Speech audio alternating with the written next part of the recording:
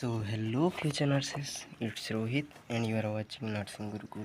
So last video रे आमे subject exam pattern syllabus books विषय डिस्कसन करथिले एवं किछि यूट्यूब चैनल रो तुमको सजेस्ट करथिली मु किंतु आजिर वीडियो रे नर्सिंग एप्टीट्यूड रो प्रथम क्लास एटा एवं एथिरे आमे नर्सिंग एप्टीट्यूड रो किछि माने बेसिक जिनिस जहाँ गोटे नर्सिंग स्टूडेंट जानिबा कथा से विषय में आम आज डिस्कसन करवा है। तो वीडियो शेष में मुझे हिंदी यूट्यूब चैनल मान ना कहि जहाँ मत बहुत हेल्प करथिला मो प्रिपरेशन टाइम है। तो प्रथम आम आज जानिबा ना नर्सिंग कौन नर्सिंग रो डेफिनेशन तुम जति बेले कॉलेज रे माने एडमिशन करिबो जति बेले क्लास स्टार्ट हो नर्सिंग फाउंडेशन रो तुमको यहाँ पचारे कि what do you mean by nursing और व्हाट इज नर्सिंग है। तो नर्सिंग कौन ना नर्सिंग हूँ गोटे यूनिक प्रोफेशन माने नर्सिंग एटा गोटे यूनिक प्रोफेशन एंड यही प्रोफेशन रे गोटे नर्स कौन करे ना assist both sick and well इंजिबल माने जड़े सुस्थ व्यक्ति एवं जड़े असुस्थ व्यक्ति नर्स दुहिं को एसिस्ट करी है एवं सेमांकर रिकवरी रे से हेल्प करी किंबा पीसफुल डेथ माने जड़े व्यक्ति जदि तार बहुत क्रिटिकल कंडीशन अच्छी एवं नर्स जानी जे व्यक्ति आ बंचब नहीं से समय मध्य से नर्स कौन करे ताकू मोरल सपोर्ट दिए ताकू केमिति तार पीसफुल डेथ ही पारिबो किछि पेन हेबो नहीं डेथ रे से विषय रे नर्सटा माने ध्यान दिए है। एटा होची नर्सिंग। तो नर्सिंग रो कौन कौन स्कोप रही तो प्रथम जानिबा नर्सिंग रो स्कोप मान कौन ना तुम जदि नर्सिंग करूछ ताहले तुम कौन कौन हो पारिबो। तो प्रथम जानिबा आमे नर्सिंग एजुकेटर तुम जदि नर्सिंग करूछ गोटे एजुकेटर हो पारिबो गोटे ट्यूटर हो पारिबो गोटे लेक्चर हो पारिबो कोनोसी कॉलेज रे है। नर्सिंग ऑफिसर हो पारिबो कोनोसी हॉस्पिटल रे एम्स रे जेमती आम नर्सिंग ऑफिसर किंबा स्टेट रे जेमती आमर स्टाफ नर्स अछंती सेमिति हो पारिबो ठीक सेमिति मिलिटरी नर्स हो पारिबो ओटी नर्स हो पारिबो साइकियाट्रिक नर्स हो पारिबो डिपार्टमेंट वाइज नर्स माने थांती है डिपार्टमेंट सुपरवाइजर हो पारिबो सीएचओ हो पारिबो सीएचओ माने कोन कम्युनिटी हेल्थ ऑफिसर हो पारिबो सीएचएन हो पारिबो माने कम्युनिटी हेल्थ नर्स हो पारिबो डायरेक्टर ऑफ नर्सिंग हो पारिबो एवं आहुरी मध्य अछि है। तुम जानिले स्कोप ऑफ नर्सिंग माने नर्सिंग कले तुम कौन कौन हो पारिबो देन आम जानिबा ना नर्स रो फुल फॉर्म टा कौन नर्स रो फुल फॉर्म है ना एनरी नोबेल देन यूरी अंडरस्टैंडिंग आर रेस्पॉन्सिबिलिटी एस रे सिंपैथी एंड ई रे एफिशिएंसी है। एटा गोटे नर्स रो फुल फॉर्म मन रखि देन हम जानिबा ना डिफरेंट नर्सिंग कोर्सेस जोटा आम इंडिया रे अवेलेबल अच्छी तार कोर्स ड्यूरेशन टा केती ना आम बीएससी नर्सिंग रो कोर्स ड्यूरेशन जदि देखिबा सेटा 4 ईयर रो कोर्स टा एवं सेतिरे 6 मंथ रो इंटर्नशिप थाए हैला एंड देन देखिबा आम एएनएम रे 2 वर्ष रो कोर्स थाए एंड देन इंटर्नशिप एतिरे मध्ये थाए जीएनएम रे 3 ईयर एंड विथ इंटर्नशिप हैला। तो आम जानिले कोर्स रो ड्यूरेशन कोन ओके है। देन आम जानिबा ना फुल फॉर्म बीएससी नर्सिंग रो फुल फॉर्म कोन ना bachelor of science in nursing then ANM रो फुल फॉर्म कोन ना ऑक्सिलरी एंड मिडवाइफ ए फुल फॉर्म टा एग्जाम रे आसे हैला तो मन रखिथिबो देन जीएनएम रो फुल फॉर्म कोन ना general nursing and midwife then first nurse आम इंडिया रे किए थिले नाम बाई काशीबाई गणपत एटा मन रखिथिबो बाई काशीबाई गणपत इंडिया रो प्रथम नर्स थिले।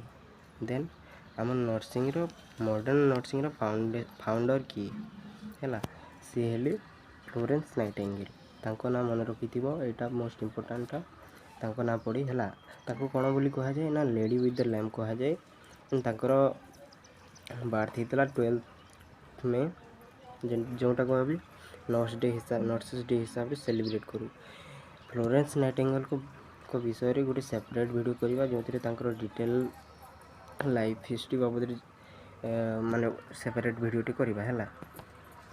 तो एथिपाई ओडी हेब नहीं। देन आम जाना ना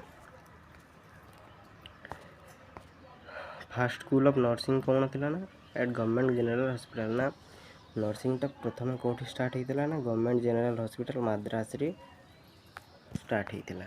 तो minimum age required to enroll in nursing form माने नर्सिंग करने को हेले मिनिमम केते एज दरकार ना 17 ईयर है। देन ना नर्सिंग नर्स गोटे क्वालिटीज मान अच्छी से क्वालिटीज भितर ये चारिटी भितर केउटा नर्स गोटे क्वालिटी नुहे ये चारोटी भितर कौटा नर्स क्वालिटी नुहे।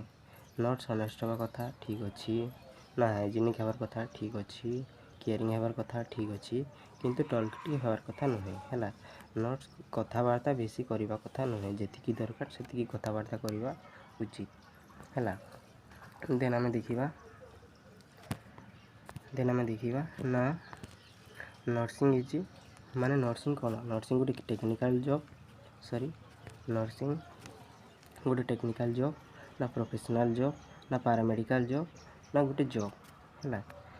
तो आम जाना जे नर्सिंग हूँ गोटे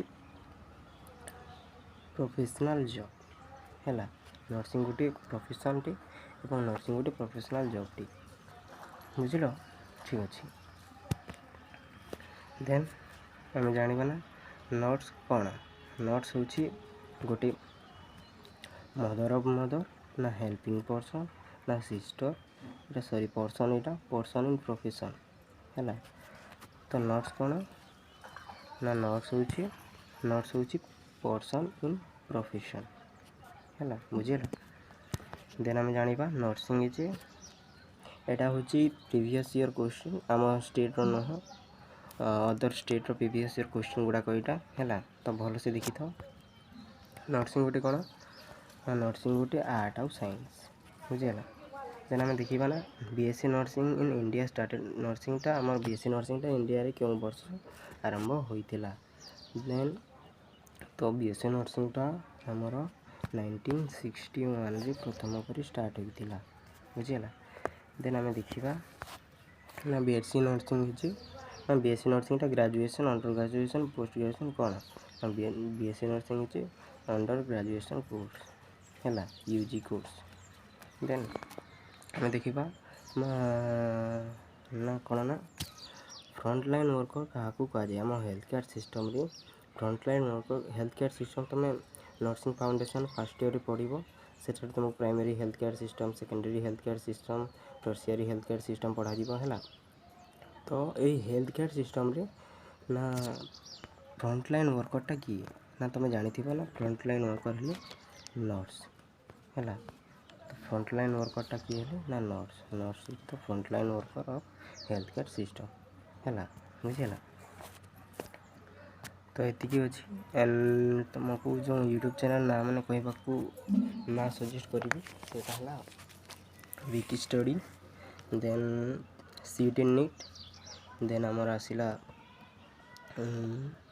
बेसिक्स फॉर यू ये तीनोटी यूट्यूब चैनल मुझे प्रिपरेशन करी तीनोटी यूट्यूब चैनल मत बहुत हेल्प करते। आ गोटे कौन ना आम विजय एजुकेशन है यहाँ यूट्यूब चैनल गुड़ाक मत बहुत हेल्प करता ना बीएससी नर्सिंग एंट्रांस प्रिपेयर होगा।